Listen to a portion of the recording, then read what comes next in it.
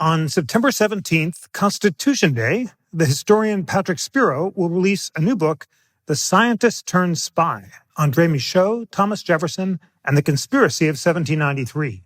It explores a plot orchestrated by the French government to exploit tensions between American settlers and Spanish authorities in Louisiana by establishing an independent republic. Hello, friends. I'm Jeffrey Rosen, President and CEO of the National Constitution Center, and welcome to We the People, a weekly show of constitutional debate. The National Constitution Center is a nonpartisan nonprofit chartered by Congress to increase awareness and understanding of the Constitution among the American people. In this episode of We the People, we'll discuss the history of the Michaux conspiracy and explore new evidence that Patrick Spiro has unearthed in the archives of the American Philosophical Society that implicate Thomas Jefferson in the plot. We'll also hear from Patrick about the American Philosophical Society and Jefferson's role in leading it. Patrick Spiro joins me now. He is incoming CEO of the American Philosophical Society in Philadelphia. He's a scholar of early American history, and he specializes in the American Revolution. Patrick, it's wonderful to welcome you to We the People.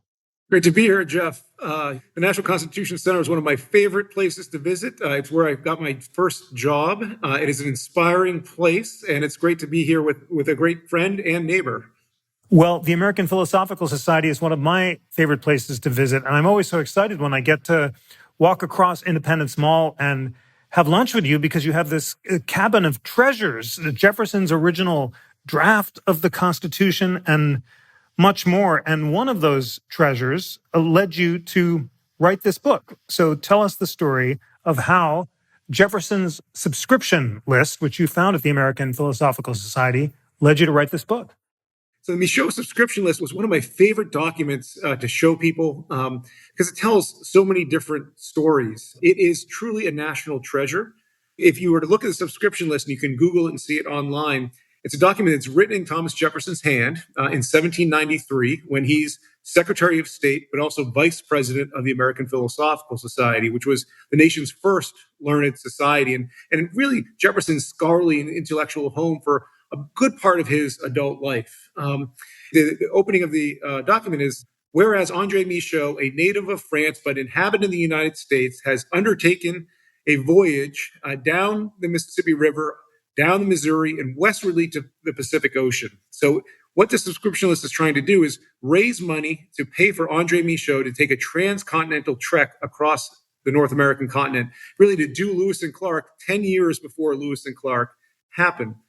And what makes this a remarkable document is that beneath Jefferson's writing are the signatures of all the people who supported this expedition. It's a who's who of the founding era, including George Washington, who's president, John Adams as vice president, Jefferson, of course, Hamilton, James Madison, Henry Knox. It really is showing the weight of the government officials, of founding figures behind this expedition. And it is believed to be the only document to contain the first four presidents' signatures on it.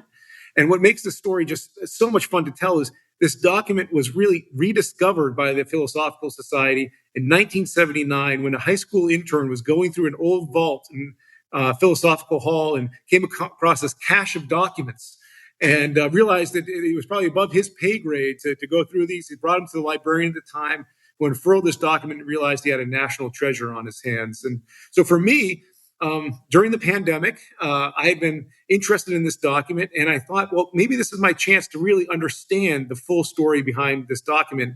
And as you mentioned, I was taken on this trip across time and space in directions I had no idea I was going to go in. So exciting to take the reader along with you. Well, Jefferson is president of the American Philosophical Society. He says it's the greatest honor of his life. You described Jefferson's presidency and the ways that the Philosophical Society is surprisingly politicized in that era, pitting Jeffersonian Republicans against Hamiltonian Federalists, and how that division contributes to Jefferson's desire to have a private subscription for the expedition. Tell us more about Jefferson and his motives in supporting the Michaux expedition. Yeah, so the American Philosophical Society was founded by Benjamin Franklin in 1743. And the idea was to bring the leading thinkers together to share what they were learning in their own communities, and then bring this new knowledge back to their homes so they can improve life in their hometowns. And the basic idea is that the more you can understand the world in which you live, the better you can shape the world in which you live, but also the future. And for Jefferson and others, the Philosophical Society became really a means to understand the natural world. And Jefferson had some very particular interest in the natural world.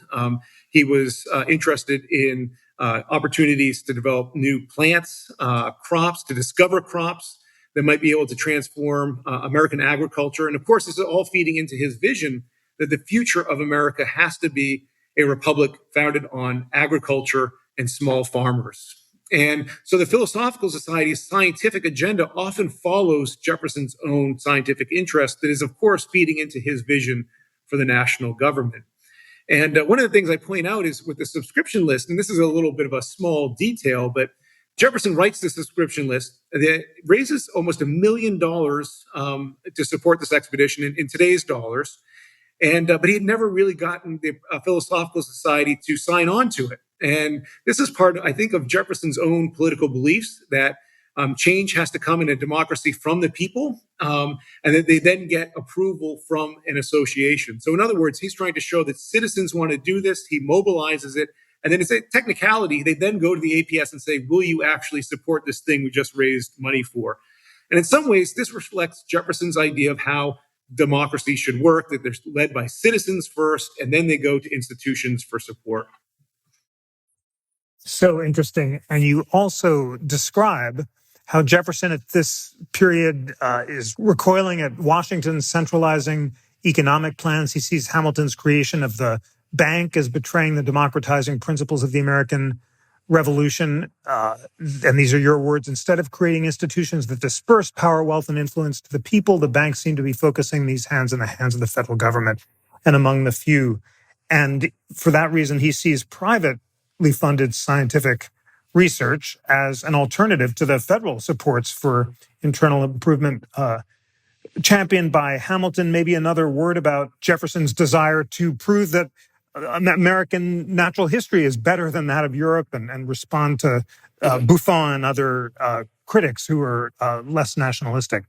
Yeah. So the story behind André Michaux is that he was this botanist sent over by the King of France with the idea that you can discover all these new crops in what was British North America, which had largely been sealed off to French science, and find new crops that can be used in the French agricultural system and really improve society for France.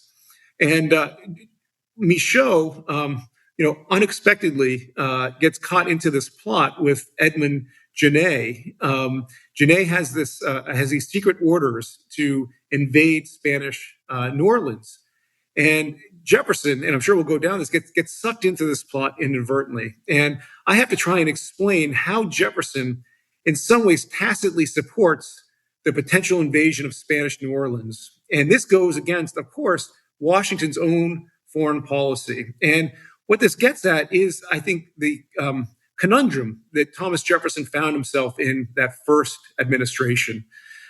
When Jefferson and others created a new nation in 1776, they all believed that political parties were signs of corruption. They were the embodiments of self-interest. The reason parties existed was to serve a specific interest, not the public good. And so the idea of parties was really an anathema to their idea of how a political body should function, especially a republic. And so here's Jefferson now in the Washington administration, where he realizes Washington's policies on the economy, which, as you mentioned, was about centralizing the economy, creating a national bank. Hamilton wants to fund economic projects directly, what were called internal improvements, which today we might call infrastructure. And Jefferson just sees this as going against all the principles of the American Revolution. And so he has to try and navigate in this first administration where the idea of parties is not supposed to exist. And yet he sees that he's opposed to these policies. He's an outsider, even though he's inside the administration. And this creates an enormous amount of angst for Jefferson. But also in this incident where he is trying to raise private funds, I think he's also trying to show how he believes society should work. And so, how should you fund a scientific expedition? Well, he raised money from all these people who were in the government, but it wasn't from the government itself. And in some ways, this does embody Jefferson's idea about the role of the federal government and also the role of civil institutions like the American Philosophical Society. And so, if you were to think about how Jefferson saw the relationship between civil society and civic institutions and the federal government, the path he chooses to take with this expedition follows a Jeffersonian path, where it's through a voluntary association, not the federal government. So interesting. And you really cast significant light on the Genet affair, which we, the people listeners, have explored before. We had Carol Birkin on last year, and she describes the extraordinary significance of Genet coming over from France, having contempt for Washington, appealing over the heads of Washington to the people themselves, misunderstanding the Constitution, and trying to drum up recruits for his attempted invasion of Spanish New Orleans by disgruntled people on the Kentucky frontier. And what you reveal is that Jefferson, who eventually had to turn away from Genet because he lost political support, is behind the scenes secretly supporting his mission. And you even show him revising a letter in response to Genet's importunations. You call Jefferson's conduct perhaps inexplicable, but tell us about first of all, what exactly was the Genet plot? How did he enlist Jefferson, and what did Jefferson do? Yeah, so Edmond Genet is the first diplomatic official sent from the French Revolutionary government. At the time, the French saw the Americans as a natural ally. The French had, of course, supported the Americans during their revolution, and they expected the Americans to continue to support the French during their revolution. The French saw this as a continuation, the French Revolution as a continuation of the American Revolution. Now, Washington, as an idealist, but also a realist, recognized that the United States could not support the French Revolution because Great Britain and Spain and the other European monarchies saw the French Revolution as a great threat. And in fact, Great Britain and Spain were at war with France, trying to contain the spread of this revolution. And so if the United States engaged and allied with the French to give them military support during this conflict, Washington feared that the British very easily, with forts in the Northwest and the strongest navy in the world, could easily just take back the United States. It was a real foreign policy crisis for him. And Washington declares the neutrality proclamation, the idea that the United States is going to be neutral in this conflict. It is not going to take sides. Now, Genet arrives, first off, with the objective to try and force Washington to break the neutrality proclamation. And that's how he was appealing to the American people directly. He was really, this is a clear example of a foreign interference in American politics. And Washington sees this as really a betrayal of norms, international norms of diplomatic behavior. The other thing that Genet has are secret orders to mobilize an invasion of Spanish Louisiana by these disgruntled Kentucky frontiersmen. And they're disgruntled on the West because they see this Eastern federal government as ignoring their needs. They see the National Bank as serving Eastern elites. And their real concern is the Mississippi River, which they don't have access to because the Spanish have blocked the port of New Orleans for American trade.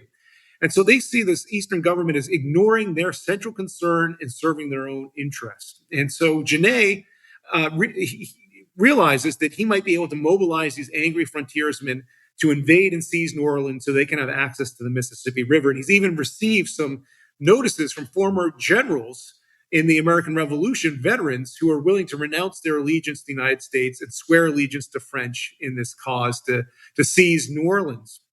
Now, Genet arrives in Philadelphia with these orders, and he quickly meets this botanist, André Michaux, who had been working with the APS on this transcontinental expedition. And he realizes, I have the perfect person to enact this plot. This French botanist is working with this American institution. He can travel out to Kentucky to meet these angry Kentucky frontiersmen under the guise of science. And he'll tell everybody he's conducting research, but he'll secretly be implementing this plot. Now, to do this, he has to create that cover.